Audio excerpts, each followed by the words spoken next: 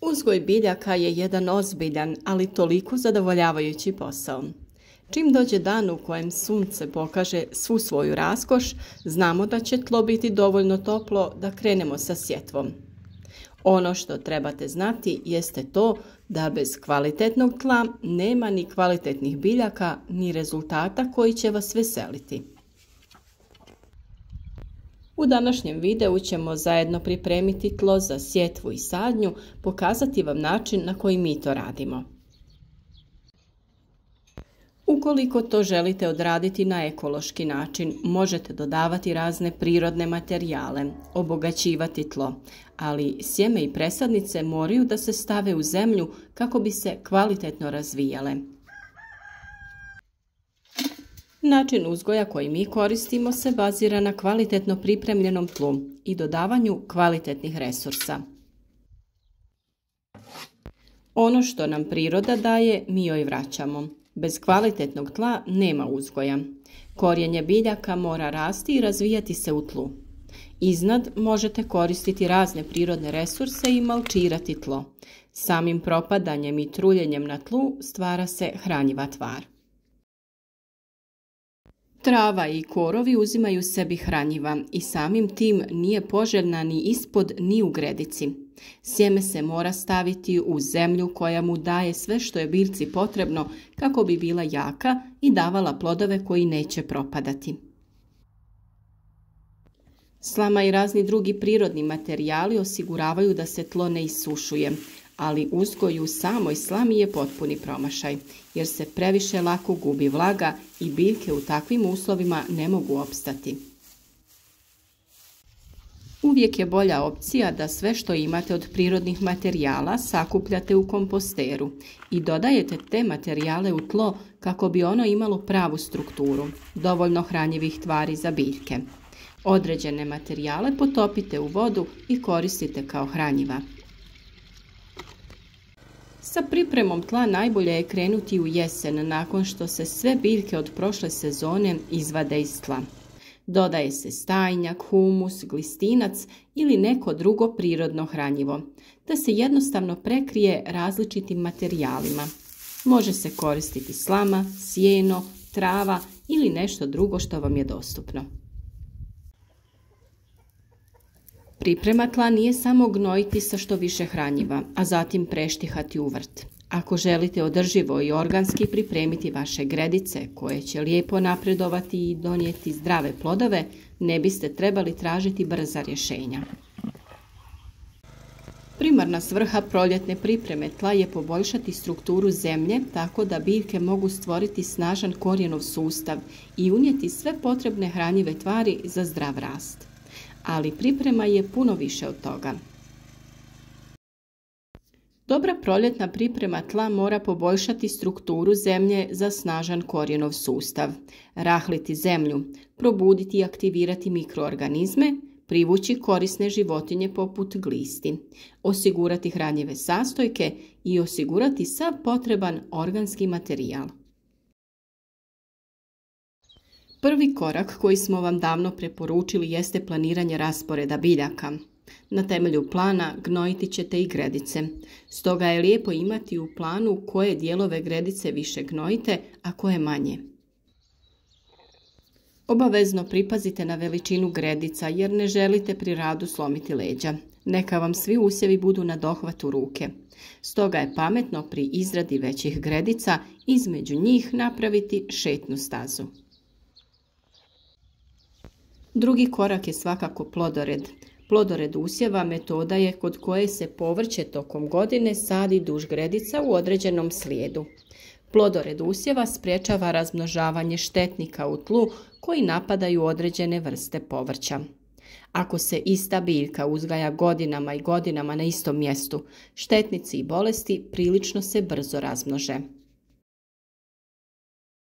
Kao što sam rekla, dodavanje hranjiva poput komposta i sličnih najbolje je odraditi na jesen. Tako se razlažu u tlu, poboljšavaju njegovu strukturu i otpuštaju hranjiva. Kompost je izuzetno bogat hranjivi sastojak za vrt. Prava je vitaminsko-mineralna bomba i izvrstan izvor organskog materijala koji je osnova svakog bujnog vrta. Zreli kompost sadrži 70 do 80% organske tvari i ima veliki udio važnih hranjivih sastojaka poput dušika, fosfora, kalija i kalcija. Povrh toga kompost oživljava mikroorganizme, sadrži humus, što tlo čini plodnim. O pripremi kompostišta smo vam već objavili poseban video savjet. Također, ono što je dobro da svaki vrt ima jeste glistinac. Može to biti neki ozidani prostor ili plastični kontejner u kojem ćete hraniti kalifornijske gliste sa kompostom. One ga prerađuju i dobivate najkvalitetnije hranjivo za vaš vrt. Tu temu smo također odvojeno prikazali. Ako na proljeće želite osvježiti zemlju i dati joj novu energiju, vrt je potrebno prekopati i dodati organske tvari. Ne mora to biti duboko prekopavanje, može se odraditi ručno ili pomoću neke male vrtne mehanizacije. Kada to radite sa vrtnom frezom, možete kontrolirati dubinu na koju želite ići. Možete ju koristiti dublje za one biljke kojima je potrebna dublja rahla zemlja ili samo površinski obraditi tlo. Nakon prvog frezanja možete dodati sve te hranjive tvari koje želite staviti u tlo u vašem vrtu te ponoviti frezanje kako bi to sve dobro izmiješali. Plodnost tla zahtjeva hranjive sastojke i istodobno izvrstan zračno-vodni režim.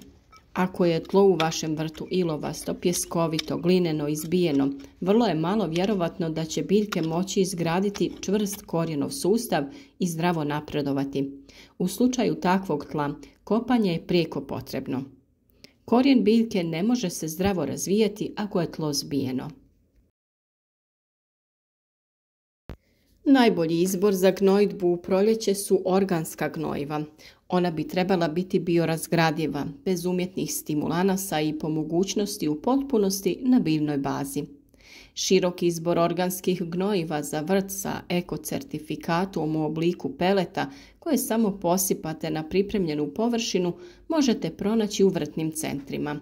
To je idealna zamjena za hranjiva koja sami niste u mogućnosti pripremiti. Za osnovnu gnojidbu u proljeće možete upotrijebiti gnojiva za vrt sa mikorizom pod nazivom organski vrt, proizvođača Home of Garden, koje sadrži čudesne mikorizne gljive i leonardit, koji je prirodni pokretač rasta. Za poboljšavanje strukture, ali i hranjivih sastojaka u tlu, popravljanje pH vrijednosti kako bi bila pogodna za uzgoj većine biljaka, po tlu prije obrade možete dodati vapno i pepeo. Ako ste pratili redovno naše video savjete, znate kojim biljkama šta više odgovara. Na primjer, kod plodovitog povrća česta je pojava vršne truleži plodova, pa je neophodno da u tlu imate dovoljne količine kalcija. Njega nadomjestimo sa dodavanjem vapna, najbolje u jesen, kako bi se tokom zimskih mjeseci lijepo upio u tlo. Pepeo je također odlično hranjivo o kojem baš često govorimo. Njega koristimo u svim prilikama. Najčešće je to prije sjetve kada ga lagano umješamo u površinski sloj. Mogućnosti je jako puno ukoliko se odlučite za ova prirodna hranjiva kako bi vaše biljke bile lijepe i zdrave.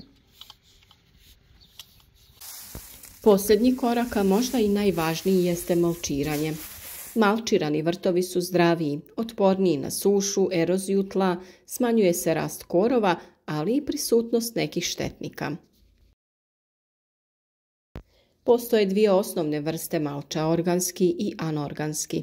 Organski malč uključuje nekadašnji živi materijal kao što je lišće, slama, otkos trave, kompost, komadići drveta, usitnjena kora, piljevina, borove iglice, pa čak i papir. Anorganski malč odnosi se na šljunak, kamenje, foliju i geotekstil. Naravno da su prirodni materijali uvijek bolja opcija.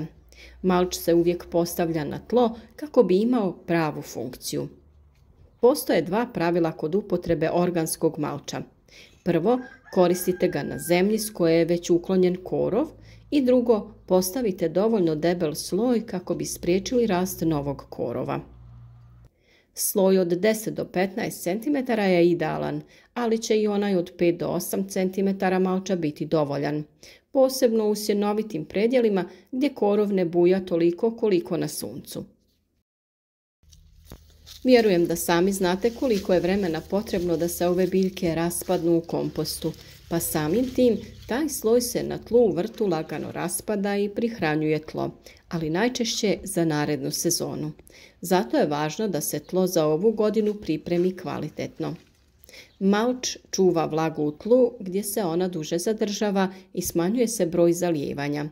Samim tim biljke bolje napreduju. Uzgoj biljaka samo u slami i drugim vrstama malča je veliki izazov i ne daje rezultate kao uzgoj u tlu.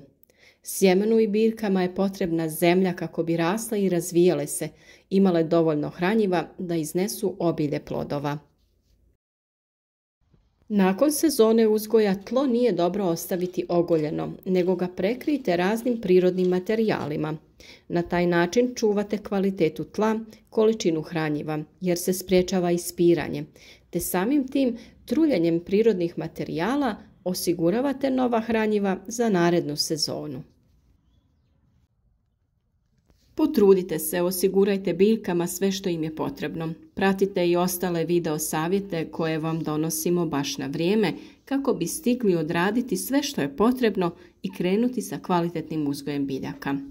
Naš rad podržite sa like, ostavite komentar, pišite od kuda nas pratite ili postavite neko pitanje koje vas zanima ili neku nedoumicu koju imate.